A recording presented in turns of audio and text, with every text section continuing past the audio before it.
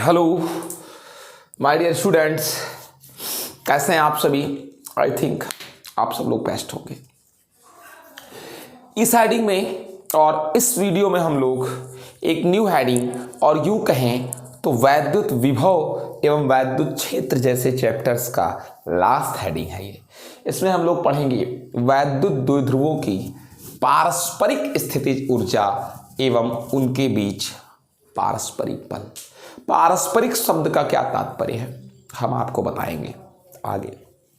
उससे पहले आपको एक सूचना देते हैं, आप अगर हमसे कनेक्ट और कांटेक्ट में हमारे रहना चाहते हैं तो आप हमें टेलीग्राम पर द डिफाइन रुद्रा से क्या करें, सर्च करें, और चाहे तो मेरे कांटेक्ट नंबर से भी मुझे सर्च कर सकते हैं। आइए शुरुआत करते हैं। वैद्युत द्विध्रुवों की पारस्परिक स्थितिज ऊर्जा, उनके बीच बल। आइए देखिए कैसे, क्या मतलब है वैद्युत द्विध्रुवों की। दो वैद्युत द्विध्रुव, तो दो वैद्युत द्विध्रुव बनाओ बेटा, आओ बनाते हैं। दो वैद्युत द्विध्रुव बनाओ। एक वैद्युत द्विध्रुव है माइनस क्यू प्लस क्यू, ठीक है। और इनके बीच मध्य बिंदु इनका है कोई, मान लेते हैं O है, ठीक है बेटा। इनका द्विध्रुव आघूर्ण P1 वेक्टर है, यह आवेश Q1 और Q1 है, ठीक है। और दूसरा द्विध्रुव है, दो है ना, Q2 और Q2 प्लस में इसका मध्य बिंदु O है, इसका द्विध्रुव आघूर्ण P2 वेक्टर है। इन दोनों द्विध्रुवों के बीच की दूरी R मान लेते हैं, पारस्परिक दूरी। अब आपसे कहते हैं बेटा कि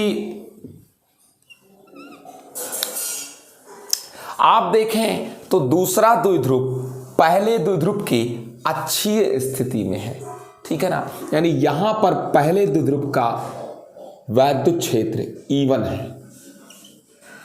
और यहां पर देखें पहला द्विध्रुव जो है वो दूसरे द्विध्रुव की अक्षीय स्थिति में, ये दूसरा द्विध्रुव है, इसका ये अक्षीय स्थिति है। यानी कि पहला द्विध्रुव दूसरे द्विध्रुव के वैद्युत क्षेत्र यानी E2 वेक्टर में अक्षीय स्थिति में है। बड़ी बात क्या है इसमें, यही चीज कि इस द्विध्रुव का अक्षीय स्थिति ये है, इसमें दूसरा द्विध्रुव रखा है, और दूसरे की अक्षीय स्थिति ये है, इसमें पहला द्विध्रुव रखा है, ठीक है। दूसरा द्विध्रुव पहले के वैद्युत क्षेत्र में है अक्षीय स्थिति के, और पहला द्विध्रुव दूसरे द्विध्रुव के वैद्युत क्षेत्र में है अक्षीय स्थिति में। आइए आपसे मैं कुछ कहना चाहता हूं। क्या कहना चाहता हूं, आप ध्यान दीजिए। आपको पता है ये जो वैद्युत क्षेत्र यहां पर आप देख पा रहे हैं, ये वैद्युत क्षेत्र पहले का है, ठीक है ना बेटा, पहले का वैद्युत क्षेत्र है, ठीक है ना। और यहां जो आप देख पा रहे हैं ये जो वैद्युत क्षेत्र है ये किसका है बेटा, दूसरे का है, ठीक है। अब याद रखें, बहुत इजी हो गया। क्या वैद्युत क्षेत्र में क्या बेटा, स्थितिज ऊर्जा। तो स्थितिज ऊर्जा देखिए बहुत आराम से निकलेगा। कैसे निकलेगा, आपके आंख की ये सारी चीजें क्या हैं, सामने हैं। बहुत आराम से निकल सकता है ये सारी चीज। कैसे, आइए दिखाते हैं आपको कैसे निकलेगा ये स्थितिज ऊर्जा। देखिए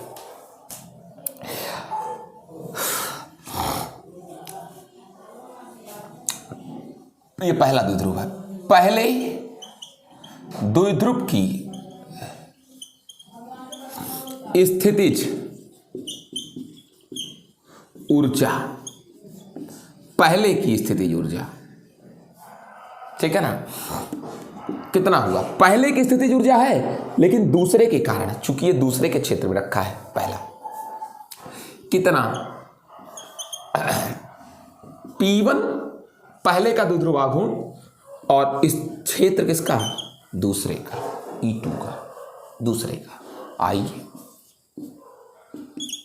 पहले की ऊर्जा दूसरे के कारण। अब अगर बात करें E2 की, बहुत इजी है, 1/4πε0। अच्छी स्थिति है, वो भी दूसरे के वैद्युत क्षेत्र में है, 2p2/r क्या क्यूब, यहां से यहां तक की दूरी, ये हो गया। ठीक है, जरा इसको और डिटेल कर लो, थोड़ा संस्कारी रूप दे दो बेटा। 1/4πε0 2p1p2/r क्या क्यूब, ये पहले की क्या हो गई बेटा, स्थितिज ऊर्जा हो गई।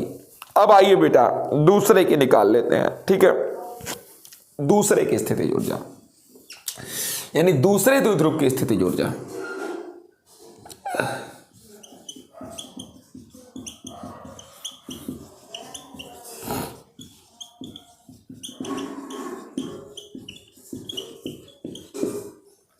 दूसरे द्विध्रुव की स्थितिज ऊर्जा बहुत सिंपल है।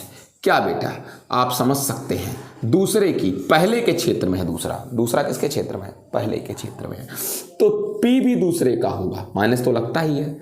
ठीक है ना, और E जो है वो किसका है, पहले का। आप समझ, यहाँ पर E पहले का है बेटा, ये जो E आप देख रहे हैं ये पहले का है, ये जो E देख रहे हैं ये दूसरे का है। आप देख रहे हैं क्षेत्र के समांतर है। ठीक है ना, और समांतर की स्थिति में स्थितिज ऊर्जा यही होती है। ठीक है ना, अब देख लीजिए U21 -P2। अब देख लीजिए अगर बात करें E1 की, ये तो बहुत E1 पहले की अच्छी स्थिति में 1/4πε0 क्या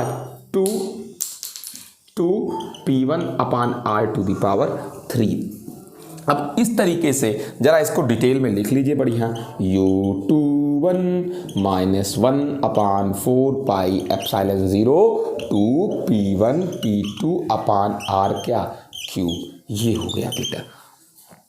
आ गया, जूल लिख दे, यहां पर भी क्या लिख दे, जूल। अब अगर आप गौर करिए किसको, यहां पर भी 1/4πε0 माइनस में, यहां पर भी 1/4πε0 किसमें, माइनस में। यहां पर भी देख लीजिए 2p1p2r³ है, यहां पर भी 2p1p2 क्या है, r³। यानी कि पहले की स्थितिज ऊर्जा दूसरे के कारण, दूसरे की स्थितिज ऊर्जा पहले के कारण, दोनों बराबर है। पहले की स्थितिज ऊर्जा दूसरे के कारण, दूसरे की स्थितिज ऊर्जा पहले के कारण, दोनों बराबर है। इसी को पारस्परिक कहते हैं, मेरे कारण आपकी और आपके कारण मेरी, इसी को म्यूचुअल पारस्परिक कहते हैं। और आप ध्यान दें तो पारस्परिक रूप से दोनों द्विध्रुवों की ऊर्जाएं, स्थितिज ऊर्जाएं समान हैं, जो आपकी आंख के सामने है। यानी मैं क्या लिखूंगा, स्थितिज ऊर्जा दो द्विध्रुवों की पारस्परिक -1/4ε0 2p1p2/r³ होती है। ये आ गया बेटा पारस्परिक स्थितिज ऊर्जा। अब हम लोग पारस्परिक स्थितिज ऊर्जा के बीच, क्या इन दोनों द्विध्रुवों के बीच कोई बल भी लगेगा, क्या पहला द्विध्रुव दूसरे द्विध्रुव पर बल लगाएगा अथवा नहीं लगाएगा, इसको भी पढ़ेंगे। ठीक है, आइए बताते हैं।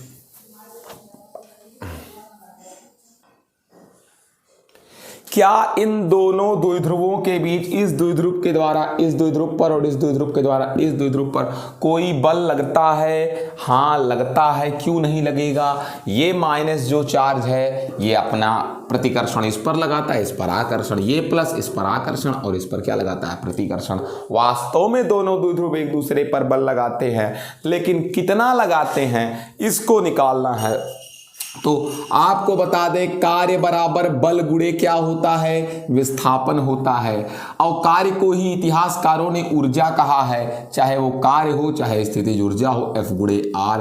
मैं आपको बता दूं, अगर विस्थापन छोटा हो dr तो कार्य भी छोटा होगा, du होगा। इस प्रकार से बल बराबर लिख सकते हैं क्या बेटा? du/dr। इस dr को मैं नीचे ले आया। बहुत आसानी से हम पारस्परिक बल निकालना चाहते हैं, पहला द्विध्रुव दूसरे पर बल, दूसरा द्विध्रुव पहले पर बल, तो पारस्परिक ऊर्जा का प्रयोग कर सकते हैं बेटा। ddr बराबर u की वैल्यू यहां से पार करा दीजिए, 1/4 एप्सिलॉन 0 2p1 p2 बटे r की पावर 3। यहाँ देख लें बेटा, जो कॉमन निकले उसे कॉमन कर दीजिए, 2p1 p2 बटे 4 पाई एप्सिलॉन 0 माइनस चिन्ह के साथ इन सबको बाहर निकाल लो, यानी कि नियतांकों को कान पकड़ के बाहर कर लिया। अब अवकलन डी डी आर की ये r की पावर 3 ऊपर चला जाएगा तो -3 हो जाएगा। बाकी तो सबको मैंने बाहर निकाल लिया बेटा, -2p1 p2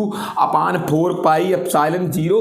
यहाँ देखें, आपको बचपन में एक फार्मूला मैंने बताया था, D D x of x की पावर n बराबर n इंटू एक्स की पावर n-1। ये फार्मूला किसी को याद है? D D x of x की पावर n इंटू एक्स की पावर n-1। यहाँ देखें तो हो जाएगा n मतलब -3 इंटू एक्स का मतलब r और n-1 -3 -1। यहाँ से जो मान निकल कर आएगा बेटा वो आएगा f बराबर कितना आएगा, 3 दूनाई 6 p1 p2 बटे 4 पाई एप्सिलॉन 0 मल्टी -3 -1 -4 नीचे आ जाएगा तो 1 बटे कितना r की पावर 4, यानी जो पारस्परिक बल आया 1/4 पाई एप्सिलॉन 0 6p1 p2 बटे r की घाते 4 हो गया। इस तरीके से ये चैप्टर आपका पार हो गया और मैं आपको 2 बातें और बताऊंगा, ठीक है ना। उसके बाद हम लोग आगे बढ़ेंगे, यानी 2-3 बातें आपकी आ गई कि पारस्परिक स्थितिज ऊर्जा जो होती है वो r की पावर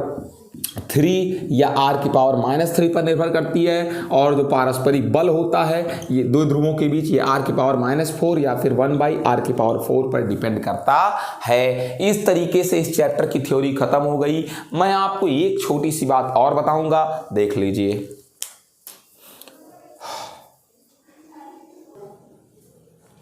बेटा हमने आपको एक अस्थाई संतुलन बताया था। अस्थाई संतुलन में कहीं पर बताया होगा जो ऊर्जा थी वो -Pe थी, वो 0 डिग्री पर थी। तात्पर्य ये था कि ये -Q ये +Q ये वैद्युत क्षेत्र है, आपको पता है। आप देख लें प्लस माइनस इसके साथ बंधा रहेगा और जो प्लस है वो माइनस के साथ बंधा रहेगा। इस तरीके से ये क्या है बेटा, अस्थाई है। मैंने आपसे एक चीज कहा था कि ऊर्जा 90 डिग्री पर 0 होती है। असल में उसका रीजन ये होता है बेटा, जरा ये देखिए, उसका रीजन एक तरीके से और देख सकते हैं कैसे 0 होती है। ये द्विध्रुव है बेटा आपका, ये तो आप प्लस जानते हैं, ठीक है ना। ये जो द्विध्रुव है आपका -Q और किससे मिलकर बना है, +Q। -Q से बना है और +Q से। जब आप इसको लाओगे तो जैसे एंट्री लेना शुरू करोगे इसके अंदर, तो ये देखो प्लस जो है ये माइनस को अपनी ओर खींचेगा तो कार्य माइनस में होगा। चूंकि क्यों, चूंकि प्लस जब माइनस को अपनी ओर खींचेगा तो कार्य निगेटिव में होगा। फिर क्या होगा, यानी कार्य निकाय करेगा, और प्लस जो है ये जो प्लस है ये प्लस को धक्का देगा, खींचेगा नहीं धक्का देगा। तो कार्य आप करेंगे, आप कार्य करेंगे तो उतना ही कार्य किसमें हो जाएगा, प्लस में हो जाएगा। कट करके नेट कार्य कितना हो जाएगा, 0। जब आप द्विध्रुव को ऐसे लेकर आएंगे लंबवत, तब चूंकि जितना तब माइनस चलेगा उतना ही कौन भी चलेगा, प्लस भी चलेगा। ऐसे लाने पर तो जितना इसके लिए कार्य निकाय करेगा उतना इसके लिए कार्य आप करेंगे, तो कुल कार्य कितना होगा, 0 होगा। समझ गए, ये इसके लिए बात थी। आई थिंक आप समझ गए होंगे, नहीं समझ गए होंगे तो कमेंट सेक्शन में जरूर लिखिएगा, जरूर लिखिएगा, जरूर लिखिएगा, मुझे फोन जरूर कीजिएगा। आइए आप देख लीजिए, एक मैंने अस्थायी संतुलन आपको बताया था। अगर अस्थायी संतुलन की बात करें बेटा, तो अस्थायी संतुलन में बड़ी बात क्या चीज है, अस्थायी संतुलन में बड़ी बात ये है। ये देखिए अस्थायी संतुलन आपने कितने डिग्री पर देखा था, 180 डिग्री पर देखा था। ये देखिए कैसे, वो ये देखिए इधर तो प्लस होता ही है बेटा, वैद्युत क्षेत्र, इधर क्या होता है माइनस। अस्थायी संतुलन ये है जब इधर +Q आ जाए, इधर कौन आ जाए, -Q। क्या ये प्लस कभी भी इसको अपनी ओर रुकने देगा ना, ये धक्का देगा इसको इधर, द्विध्रुव को इधर धक्का देगा, और ये वाला माइनस द्विध्रुव को इधर धक्का देगा, और इस तरीके से द्विध्रुव ऐसे ऐसे ऐसे ऐसे क्या होता रहेगा, करता रहेगा। यानी ये अस्थायी संतुलन है। अब बेटा हम लोग बाकी जो कुछ भी पता होगा, कोई भी थ्योरी कोई भी कॉन्सेप्ट, उसको न्यूमेरिकल पर देखेंगे। कोई टॉपिक किताब का कुमार मित्तल की बुक से मैंने छोड़ा नहीं। अगर किसी की बुक में कोई टॉपिक बचा हो तो वो मुझे क्या कर सकता है, भेज सकता है, और मैं उसको उस टॉपिक का वीडियो बनाकर फिर से दे दूंगा। अब मिलते हैं नेक्स्ट वीडियो में, वो भी न्यूमेरिकल क्या बोलते हैं उसको, बहुविकल्पी हो सकता है, विविध प्रतियोगी हो सकता है, या बहुत सारे क्वेश्चन हो सकते हैं जो न्यूमेरिकल से होंगे रिलेटेड। Okay, good bye.